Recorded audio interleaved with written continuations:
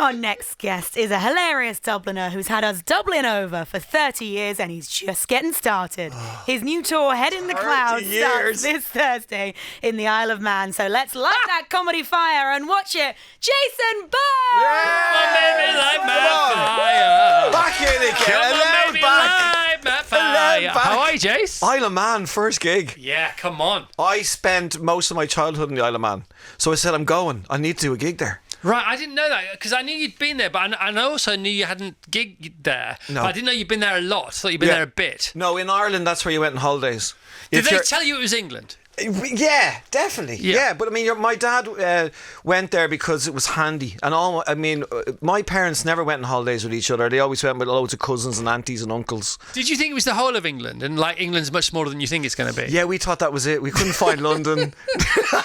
We were going, where's the tube? You've got to mention that. You've got to say this because I think that's what I would think. I think just take the kids to the Isle of Man because it is England, sort of. And you go, okay, this is it. It's not a big deal, is it, actually? They've been large in it all these years. Yeah. English. Do you know what I did? What I would bring home to my mates, it was so exotic. They would wait for the coloured polo mints.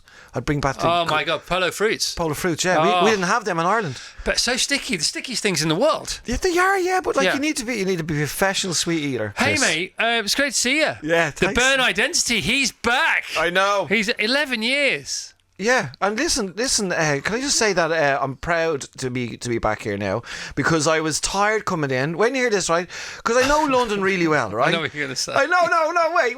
So I come in. It's like I got right. Is that where we're going? No, just wait. Nearly. Okay. My flight was late, right? So. Oh, is that? Yeah. Because you lot pretending to like what's his name? Yeah. Anyway, I was flying to Stansted, so my flight didn't take off till 10:30 because the pilot came on and he went and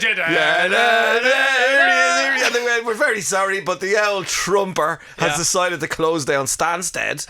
So then I get in right at 2:00. So my show, Head in the Clouds, right, Chris? I use my show to let people just let go. I say, come into my show, you're in a bubble, and I want you to forget about your troubles, all your finances, any relationship, the conflicts. Let's just all get the imagination flowing in here, right? Yeah. And it literally was a great sign. I got into Liverpool Street at 2 a.m. this morning, right? And I go, I'm starving. Everywhere's closed. And there's McDonald's, right? Yeah. Now, in McDonald's, not only that, wait till you hear this. I was going, oh my God, London, fair play to you, right? Because normally, Chris, normally nobody really talks to each other, yeah? You all keep to yourselves. But this was great. I heard in the distance, just outside McDonald's, cheer up, sleepy Jean, right? The whole place. I walk in and go, oh, there must be a couple of lads out. But the whole place is singing, but they're not. They don't know each other. There's a guy behind the counter who's serving with a microphone. Oh, come on. He's singing. Come on. Cheer up, sleep. And then he's going, number 0611, and he's calling out the orders, and he's slagging them off as well. Where is this, King's Cross or this was in Liverpool Street. And see, that's not Liverpool Street. That's Hollywood, the Hollywood Bowl, isn't it? This guy was just cheering. I was going, that's it. Come on. Isn't that life? Yeah, just everybody joining in. Did people recognise you, by the way? They would have done, wouldn't they, I would imagine? Well, don't be coy. Be honest. Well, yeah, I mean, of course they did. Of course. You added fuel to the fire, but it was brilliant, wasn't it? Yeah, I then did a bit of stand-up. Did you actually? No, I didn't. I should have done. I know, but he was singing. And also you couldn't steal his thunder. But you joined in, it was all great. I mean, one would think that's gone viral. That's the viral guy. You're very big on the socials. You do well on the socials, don't you? Yeah, I do try. Tell me about that. Tell me about how you decide, this is me IRL, this is me in real life, just having a good time, but this is me going on socials. No, got to resist it. How does that work with you? How does that deal with yourself? Do you mean like how honest am I on the social? No. I mean, when do you decide to post? When do you not decide to post? You think, I'm having a great time. This is so much fun. This will go so viral. Oh no, just have some fun on your own, mate. Well, last night, I was thinking, will I record the fella singing? Yeah, exactly. Exactly. But then I went, no, I'm not going to do it. Right. Because I wanted to just have it in my head, and I just wanted because it was a beautiful moment. Yes. You know what I mean? Because there's a lot of stuff that happens in my show like that, and I go, oh my God, if I recorded that and put it out. But the reason why people come to see me is that the thing that's just happened, they will never see it again. Exactly. Like I had a beautiful man, Steve from Durham, in Edinburgh. Right. And he was a farmer. And what I do is when I get people up on stage, I'm very careful. I watch, make sure they're okay, like make sure they're not too scared about getting up. And I said to Steve, I said, was there any farmers here? And the guy goes, yeah, I am. Says, oh, Steve, what's your name? He goes, Steve. And I go, do you want to get up here? 800 people now. And he goes, what, up there? I went, yeah, do you want to go up there? He goes, yeah, all right. And he came up as a farmer, right? I was talking away to him, and the crowd were just loving him, this beautiful gentleman. And I said to him, have you got a dog? And he goes, well, yeah, well, there is a dog in the house, yeah. And I said, okay. It's probably yours then. And I said, is it yours? He goes, well, no, it's the wife's. And he's called Nutter, right? I went, oh, yeah, Nutter, okay. And do you use him at all? And he goes, well, he's a dog on a farm. He goes, yeah. I says, so do you use him? And he goes, well, why would I use him? Right, so I don't know this man. And people are crying, laughing, and says, well, would you not use the dog at the farm? He goes, well, I've got cows. Why would I use a sheepdog, Jason? I've got cows. And they were just clapping. So when he left the stage, this was lovely. Chris, this is why I love using people. People are so funny. I mean, over your years, you'll know that from using toothbrush and everything, that punters are just so funny. They don't know where they are. Yeah. So when he left the stage, 800 people, I said, because I have the microphone in my hand, I'm kind of looking at him, but I'm talking to the audience. I said, ladies and gentlemen, give him a cheer. And he looked at me and I said, give him a cheer. And he thought I was talking to him. And he went, what will I give them a cheer? And he stood in front, and 800 people were clapping and cheering him, and he was just waving at them. Absolute superstar. And that's why I love it. Because he's in the moment as well. Because that's beautiful. And he loves comedy as well, because he came to see you. Yeah. So he likes a laugh. And that's why I think, with me, right, and my imagination and all, I think with school and the way I was, is that if I let my imagination just go and let it flow, do you know what I mean? My gigs are the best. Trust it. If I try and gig, I can't gig. Interesting. So this is Head in the Clouds, 26-date tour, starts next Thursday, 20th of September. On the Isle of Man. It says in the Isle of Man. You got to be on the Isle of Man. You're like on the you're on the Gower, you're on the Wirral in Merseyrail, and you're on the Isle of flipping Man, guys. Yeah. Manx cats, no tails. Runs till Sunday, 30th of November in Liverpool. So, loads of questions for you. Time's against us, so we'll crack on, right? When you're doing crowd work, because that's crowd work, is that what it's called, crowd work? Yeah, I mean, it is. Okay, so some comedians, and by the way, you do proper stuff as well, but some comedians, some really, really famous comedians who've definitely earned their stripes, you know, and done the hard yards, they say, oh, he's a crowd work guy, i.e. he doesn't really have an act. And they sort of think that's cheating. It's like, so they'll also say, oh, it's a Q&A tour. Like, there's no work gone into the tour. And good for you if you can get away with it and also be really good at it. But you're a bit of both. Do you recognise what they're saying? Yeah, absolutely. I mean, I've seen comics do crowd work and you can see and I'm looking at them going, oh my God, you're so wasting that. They're just going like, what's your name? Oh, Terry, what are you, a plumber? Oh, look at the plumber. End of story. Right, I'm like, what? So unfortunately, look, it's my own fault. My mate John Bishop just went, why don't you just sit in a stool, Jason, and tell stories? So I have me pre-written material, I have me stunts that the audience get up and do, right? Okay, and I have the improv when I'm talking to people to get them in on my side, you know what I mean? So I do everything, you know what I mean? Why isn't this on the telly? Why aren't you on the telly doing this on a Saturday night with loads of people and people go, Jason Byrne, he's off the chain good. Why doesn't that show happen? I don't know. I mean, I think I'm not too sure, really. I mean, I did a couple of TV shows like that. The Jason Byrne show where we just join you and there's loads of great.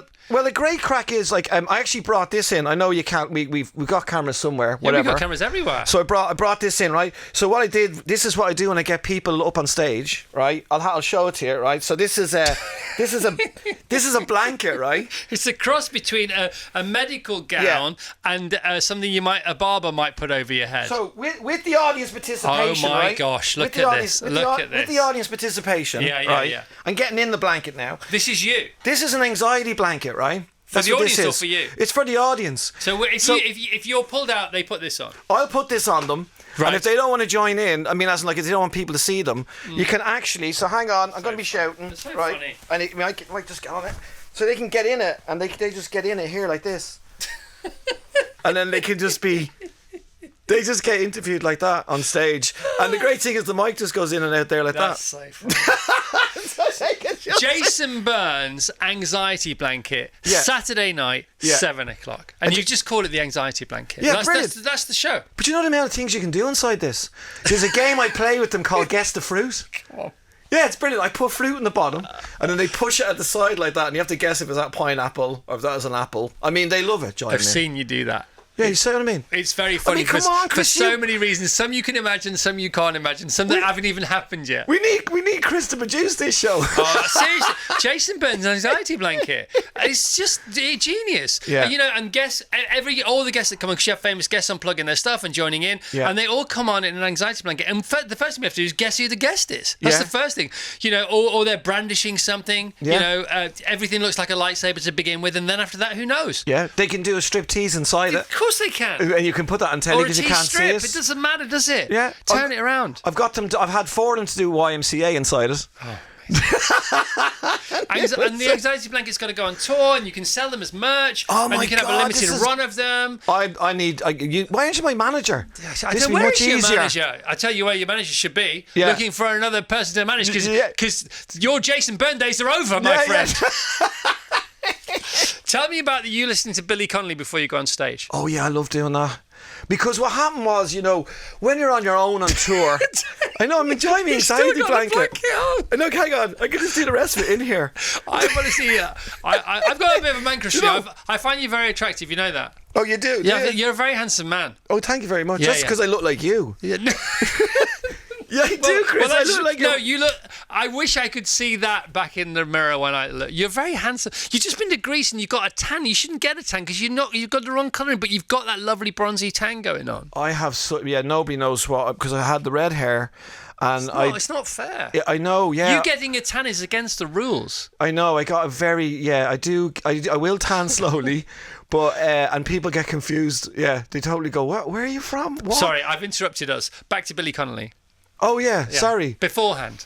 So Billy, this is it in your dressing room before you go on stage. Yeah, I just love him so much. I mean, I get so much inspiration from him because when I'm on tour and you're on your own, I mean, I have a tour manager, Luke, who I love as well. He's a great mate. I go, oh God, I don't know, I'm so tired getting up, you know, and the different troubles you have in your background, your life, and you're trying to do that kind of a laughter, a gig. And I put on Billy, and oh my God, just watching him. Even the documentary he did recently where he was saying, he had that lovely thing. He says, when I look out at people all the time, all I think is I see them all laughing. Yeah. I just see people laughing at me. So cool, isn't it? And even when he's talking about the disease that he has in the park, he looks at it and he goes, I'm just fascinated how it's taken over my body. And he's just so positive, you know what I mean? And so I look at myself and I go, come on, Jason, seriously, get out there. Interesting. So, because that's what I was going to ask you. I was going to ask you, do you listen to him to get yourself up for the gig, or to remind you how good you've got to be? Because I'm guessing it's the latter. Yeah. Well, a bit of column A and a bit of column B. Do you know what I mean? That like I watch how much he enjoys stand up. Yeah.